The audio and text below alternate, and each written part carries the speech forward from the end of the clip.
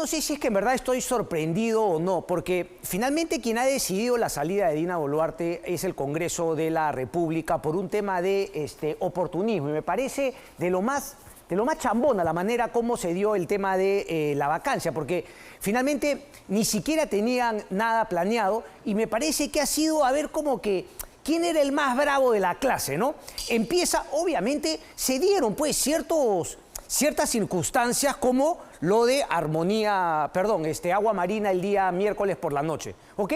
Claro que ya había pasado el tema fundamental que era el paro de transportistas dentro de un contexto que sí toca a toda la ciudadanía, que es la inseguridad ciudadana, el tema de la extorsión, robos, criminalidad en general. Obviamente, lo que yo creo que también, digamos, genera una indignación es la falta de empatía de Dina Boluarte y de todos sus ministros, que empieza obviamente, bueno, desde la semana pasada, a lo del pico, ¿no? De lo que ha terminado con la salida de Dina Boluarte.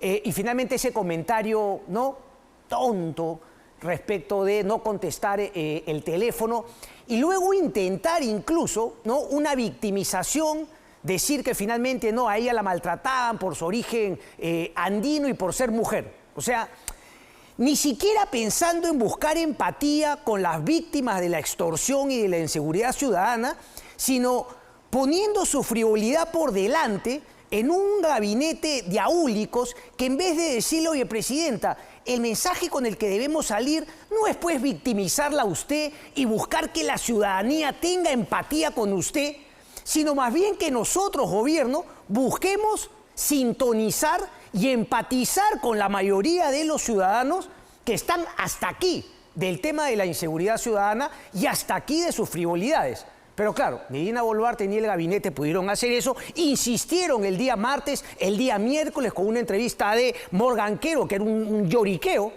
sin finalmente hablar de las cosas que le importaban a la gente. Y termina con lo de agua marina. Ante eso, obviamente, uno diría, bueno, pues no había sucedido una catástrofe, sino era business as usual, como se dice, ¿no? O sea, negocios como usualmente son, en los dislates a los cuales nos tenía acostumbrados la señora Dina Boluarte.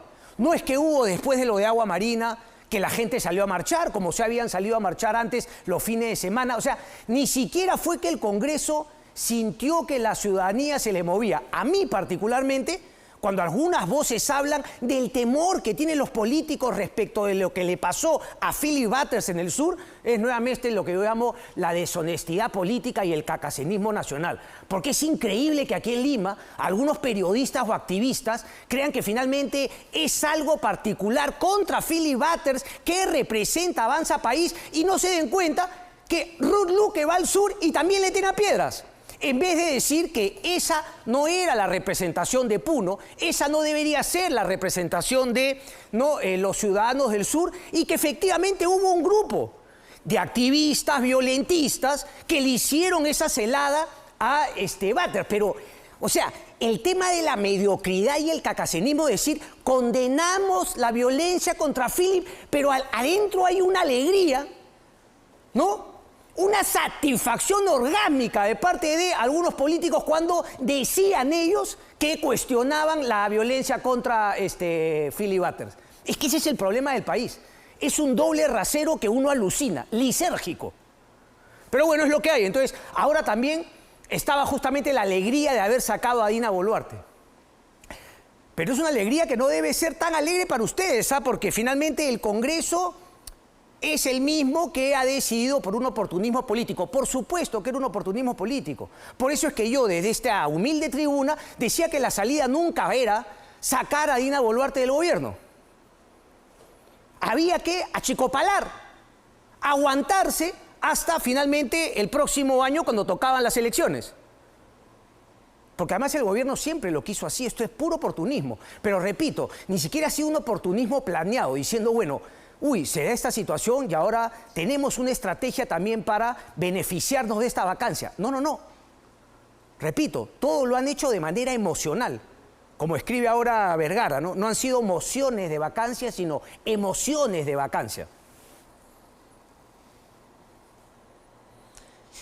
que finalmente lo suelta Renovación, se le junta Podemos, pero el plan es claro, como bien lo dicen algunos analistas. El tema era justamente jugar una cartita populista, decir yo sí apoyo la vacancia, y lo más probable es que Renovación y Podemos también creían que al final APP y Fuerza Popular iban a decir no, señores, no la vamos a soltar, nosotros no estamos de acuerdo con la vacancia. Y súbitamente, cuando Fuerza Popular y APP se dan cuenta que todas las bancadas, para que vean también un poquito de Fuerza Popular, que yo soy súper crítico con Fuerza Popular. Hay una entrevista hoy a Juan Carlos Tafur muy interesante del Diario de la República, otra también a Jaime Althausen en Perú 21. Pero Fuerza Popular, para que vean que responsabilidad ninguna. Es decir, digamos, ni siquiera un sentido de la fuerza política que son o respecto del norte que quieren, no sabían absolutamente nada. Eso muestra cómo se ha manejado el Congreso de la República en los últimos años. Entonces, en vez de tener una posición clara y decir no, nosotros por el tema de la democracia creemos que hay que sostener hasta el 2026 y exigir lo que yo siempre he exigido. Oye, aquí no se trata de vacar o no, se trata de que Dina Boluarte admita que era un incompetente y que finalmente nombre a un ministro con juego propio, con capacidad de convocatoria. Hoy termina siendo el mismo problema para José Gerí. La capacidad o no de convocar a un gabinete.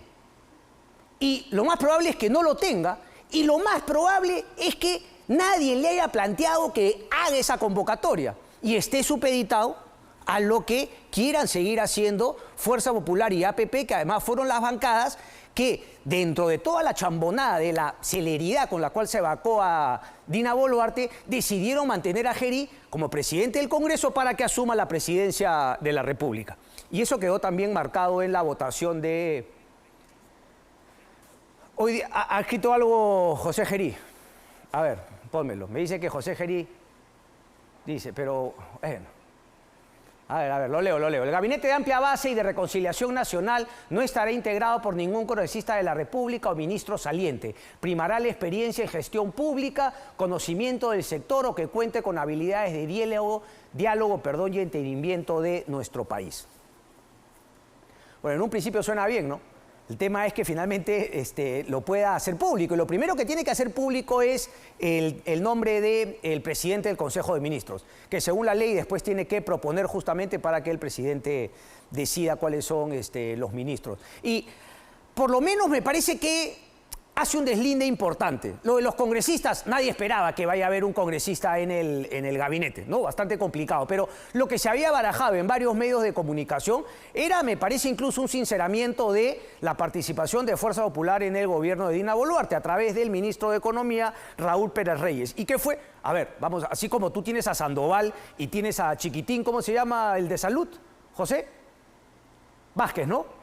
César Vázquez, de APP, Raúl Pérez Reyes era la carta de Fuerza Popular. Ya quien quiera silbar al techo y decir que no, ya eso es algo típico de nuestro país. Pero era la carta de Fuerza Popular, primero en el MTC y después en el MEF. Y el run que había justamente en horas de la mañana de ayer era que, como se había reunido con el ministro de Economía, Raúl Pérez Reyes seguiría, y si no seguiría, incluso iría a la PCM. Me parece que ese tuit descarta eso y es justamente para acallar ese mensaje. ¿Quiénes serían los de la PCM, ese gabinete de ancha base? La verdad, no tenemos idea.